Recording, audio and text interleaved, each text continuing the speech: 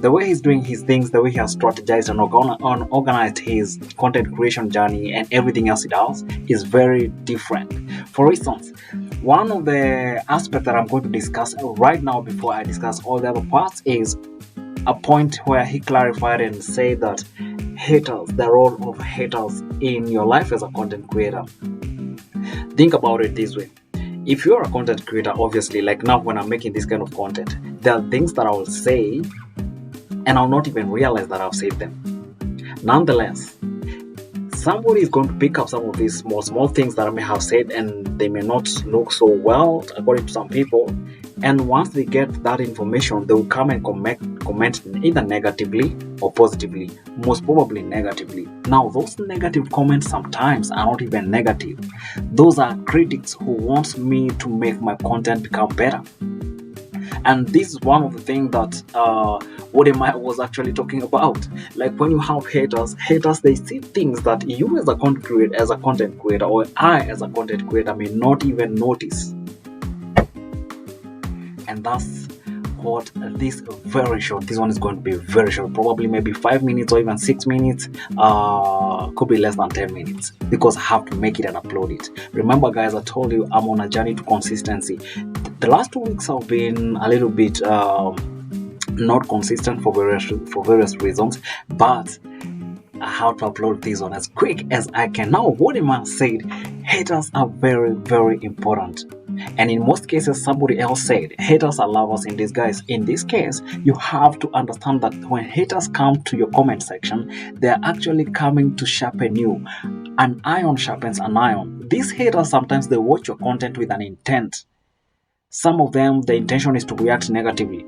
And even if the intention is to react negatively, it doesn't really matter, because however they react, they'll pick a very small part of the video that you will have made and make a very long video with that.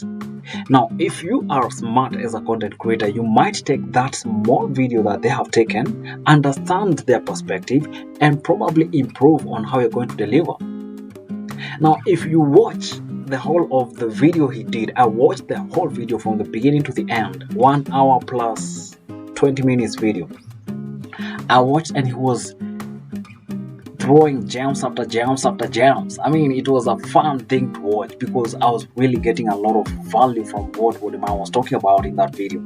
Now, when you have haters, how do you maximize on those haters?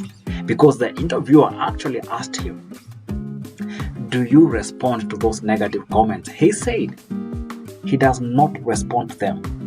The only time he responds to those negative comments is when he realizes that if I take that negative comment section, I take a snapshot, I snippet it, or I take a screenshot, and then I post, I'll make money.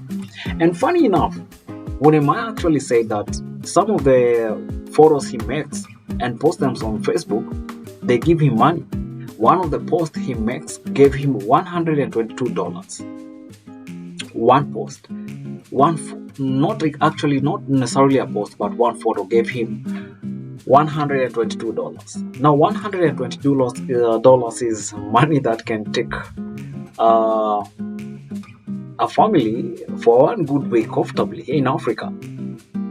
Very comfortable. It can feed a family for one good week. Now, when I heard him talk about that, some of the people who came in my mind are how somebody like Ayamara and somebody like Dimwango, and how they react to the negative reactors, the so-called negative reactors, without realizing sometimes that some of these negative reactors are not actually negative reactors, but these are the people who have taken their content, criticized them positively, but then since they're labeled as negative reactors, they don't take time to listen to what they're saying. You see, initially when I was watching Ayamara and Dimwango, I used to love those people very much. Not that I hate them still, I do love them. Not really love them like, I'm like, oh, you're hurting my boy Ayamara, oh, you're hurting my girl Dimwango. No, I mean, I don't hate them. I do not have a bad blood against them. They have done nothing wrong to me. I don't like them either. And the reason as to why I don't like them is because of the way I've seen African brothers and sisters being treated by these people. Nonetheless, my point is on the comment section. Here, when you comment negatively on their comment section, you will have a lot of minions that believe in them come and comment instead of them understanding what someone is saying. Like now, I am always told you need to change your strategy when it comes to social media and the way you do things, because day by day he's losing value. I was comparing WODE and you guys have to go and watch that video, because he was dropping gems after gems after gems. This is a guy who is now at the currently he's interacting, as much as his mission is Pan-Africanism and trying to show the positive side of Africa and changing the narrative and the image of Africa. He's also doing very well for himself. For instance, this is a guy who is interviewing presidents very easily, very easily. He doesn't even have to strain anymore. And it reminds me of a verse in the Bible that says, your talent will introduce you to kings and queens. Your gift will introduce you to kings and queens. Sometimes we have gifts that God has given unto us, but because we don't want to be disciplined and we don't love correction, he who loves correction loves discipline. I am Marwa, that one is for you. I wish you would be in a position where you love correction, because the only way you can grow your brand moving forward is by you accepting that there are instances where you go wrong, and when you go wrong, then you have to be corrected. And especially by people who have experience in this life, you're only that 5 years old. You have achieved a lot, yes, but you need to be corrected for you to become better. Now, the people who are correcting you are labeled as negative reactors. So for you advise people not even to go and listen to them. While in some instances, these so-called negative reactors have a lot of sense. They really make a lot of sense with the content they make. So if I were you, if I were your brand manager, I would have actually advised you, go listen to what they are saying. See if they're making sense on some of these certain areas, because I have not heard them insult you. I only hear them speak the truth. And truth be told, anybody who is logical, anybody who approaches this life from a pragmatic point of view, they can easily understand that these guys are not haters. They actually love us in these guys. They actually want you to succeed. But the problem is, once you're told that you need to change one or two, three things, you do not want to do that. You start fighting against the critics. And that's where there's a problem and disconnect between you and other people.